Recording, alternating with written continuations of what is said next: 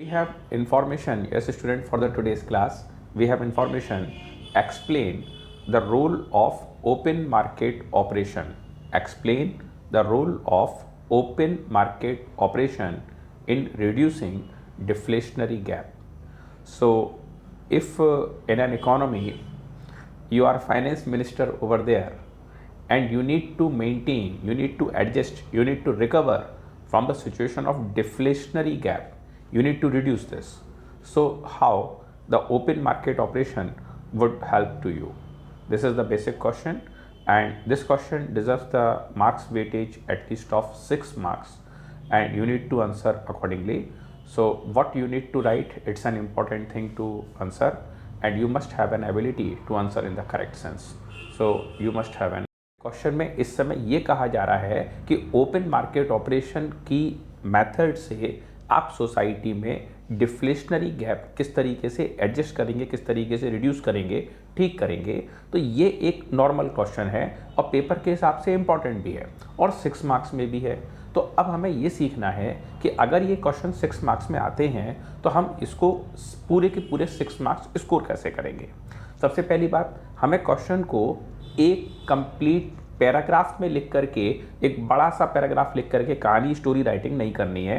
Economics में पूरी कोशिश की जानी चाहिए कि हम छोटे पैराग्राफ में, छोटे छोटे लाइन सेंटेंसेस में वर्किंग करें, और अगर उसमें इकोनॉमिक्स का कोई टर्म यूज़ होता है तो ज़रूर से उसको अंडरलाइन करके बोल्ड कर दें, जिससे टीचर को ये समझ आ जाए कि ये मैटर इन्होंने हाईलाइटेडली एक्सप्लेन किया है।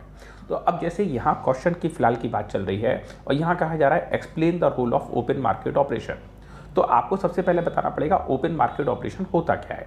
तो आप बताएंगे ये गवर्नमेंट की क्रेडिट कंट्रोल करने की एक पोजीशन होती है और इसमें गवर्नमेंट सिक्योरिटीज़ को गवर्नमेंट खुद से खुले बाजार में बेचने और खरीदने की एक्टिविटी करती है।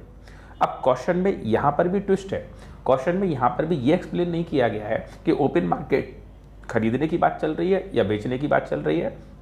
तो एज ए स्टूडेंट आपको ये पता होना चाहिए कि अगर सोसाइटी में डिफ्लेशनरी गैप है, सोसाइटी के अंदर पैसे कम है, एडी कम आ रहा है, तो इस कंडीशन में मार्केट में पैसा कम है।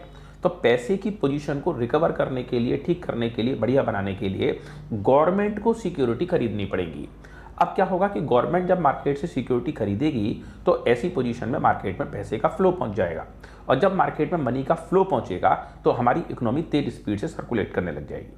तो स्टूडेंट्स, यहाँ क्वेश्चन का आंसर करने के लिए स्टेप नंबर 1 ये होना चाहिए कि आप ये एक्सप्लेन करें कि ओपन मार्केट ऑपरेशन होता क्या है। So you would like to answer for the same, that open market position or operation is the situation where the government purchase and sell the government securities to the open public market so that it may be comfortable, it may be helpful to all others. Second, open market operation by deflationary gap. So you need to explain now deflationary gap, that what is deflationary gap over there. So deflationary gap को आप define कर देंगे कि AD is less than AS.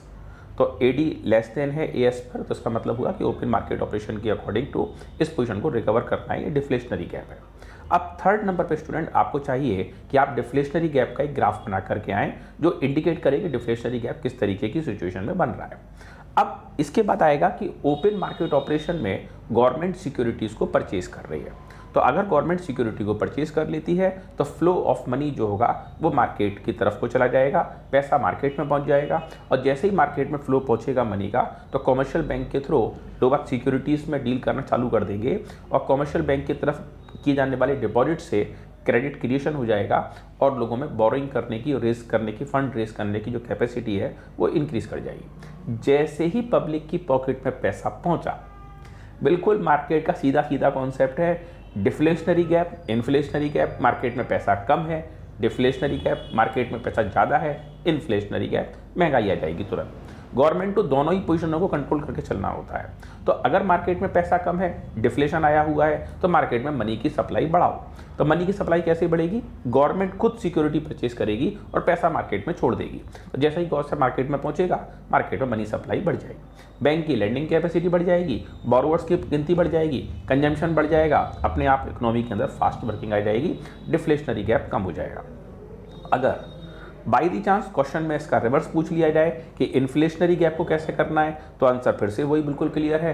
पहले आपको open market operation बताना पड़ेगा कि क्या होता है, फिर आपको बताना पड़ेगा कि वर्किंग किस प्रकार से हो रही है, फिर आगे की वर्किंग होना चाहिए।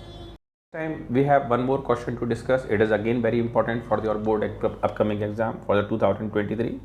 This time students we have information, we have question credit multiplier.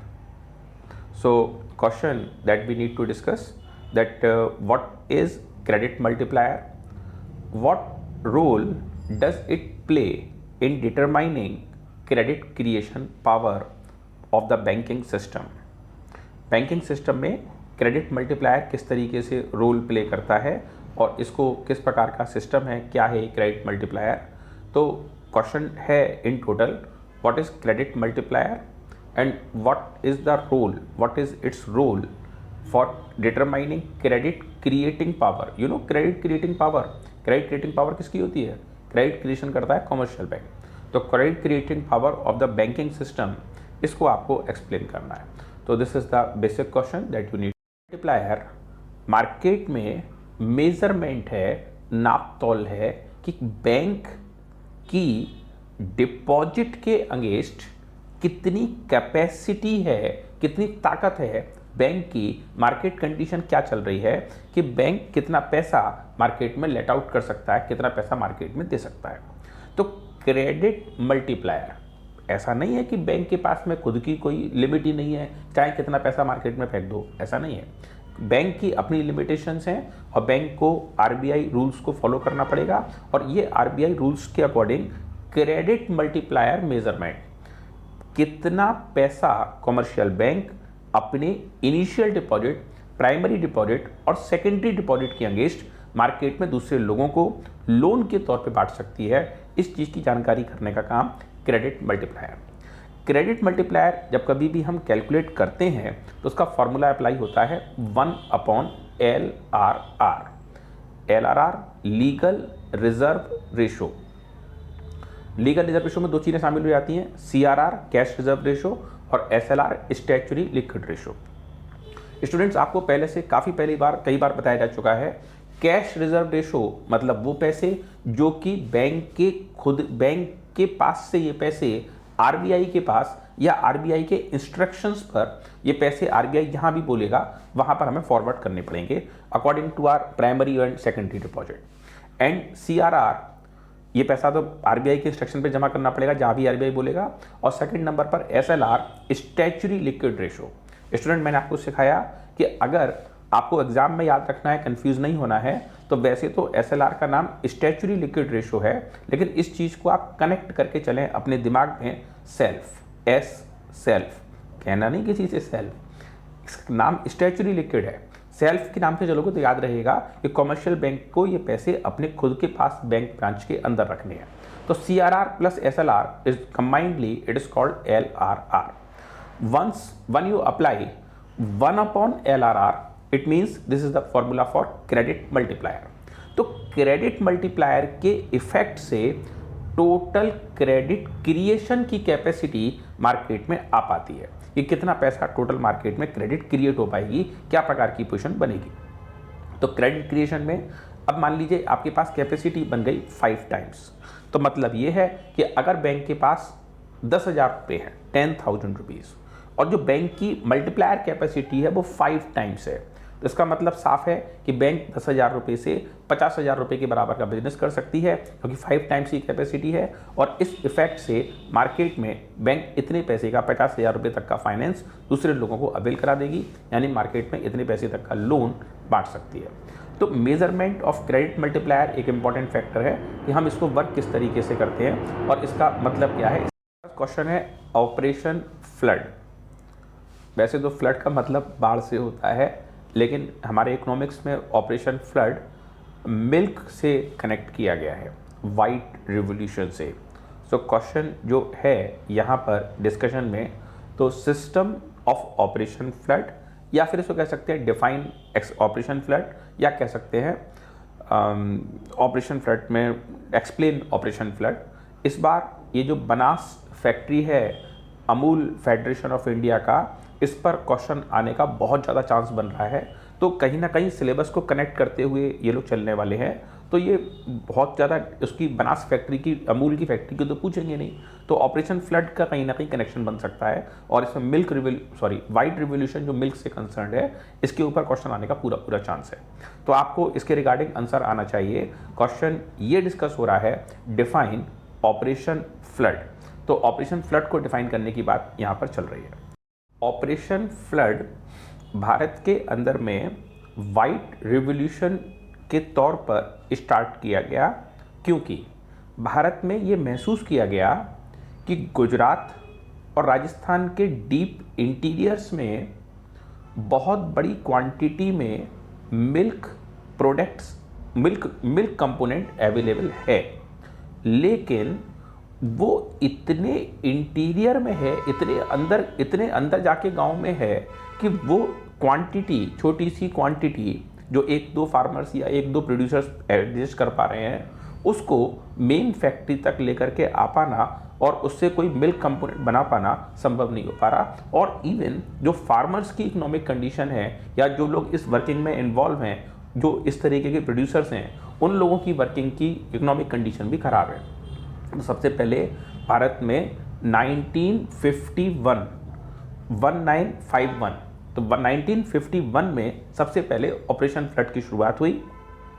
इसमें मिल्क कलेक्शन सेंटर बना दिए गए छोटे छोटे गांव में, 2-2, 3-3 किलोमीटर, 5 किलोमीटर के रेडियस के अंदर। तो उस 5 किलोमीटर, 4 किलोमीटर के रेडियस के अंदर में जो भी छोटे किसान हैं या जो लोग गाय भैंस या मिल्क प्रोडक्शन वाले जानवर रखते हैं, तो उन लोगों से मिल्क कलेक्ट किया जाएगा। उनका जो मिल्क कलेक्शन है वो एक रजिस्टर पर एंट्री हो जाएगी और इस मिल्क को पूल कर लिया जाएगा, कंबाइन कर लिया जाएगा कि कितना कितना मिल्क कौन से पर्सन की तरफ से आज यहाँ डिपॉजिट किया गया। उसके बाद उस कलेक्शन सेंटर पर अमूल कंपनी का एक बड़ा वाला वैन आएगा, ट्रक या ट्रेलर आएगा, जो कि पूल सेंटर पर इकट्ठी हुई क्वांटिटी को कुछ प्रिजर्वेटिव्स ऐड करके और मिल्क की मेन प्रोडक्शन यूनिट जो उन्होंने गुजरात में बनाई, बनास के नाम से, उस फैक्ट्री तक ये सामान को लेकर के जाएगा। तो ऐसा करने से 2 बेसिक बेनिफिट हुए, बल्कि 3 हुए। नंबर 1, जो डीप इंटीरियर्स में जो मेंबर्स बैठे थे और उनके पास इनकम का कोई बहुत ज़्यादा इनकम का सोर्स नहीं था, और वहाँ जो प्रोडक्टिविटी थी, मिल्क प्रोडक्शन एक्टिविटी, वो एक बिजनेस के तौर पर सामने आ गए। और उन लोगों को चूंकि इकोनॉमिकली कुछ पैसे मिलने लग गए, तो उनकी इकोनॉमिक कंडीशन अपलिफ्ट हुई और अब वो पहले से ज़्यादा बढ़िया काम करने लग गए।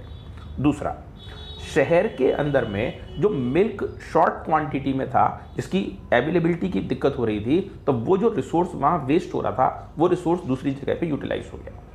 थर्ड नंबर पर मिल्क और मिल्क के बहुत सारे कंपोनेंट बनने लग गए और इवन इसको हम एक्सपोर्ट भी करने लग गए। तो इससे हमारे देश की इकोनॉमी बढ़ी, बहुत सारे लोगों को एम्प्लॉयमेंट मिला। मिलिट्री रिसोर्सेज में, आर्मी फोर्सेस में जहां मिल्क की कई बार सप्लाई की शॉर्टेज हो रही थी, इन सप्लाई को अमूल की तरफ से बहुत बड़ी क्वांटिटी डेली बेसिस पर प्रोवाइड कराई जाने लगी।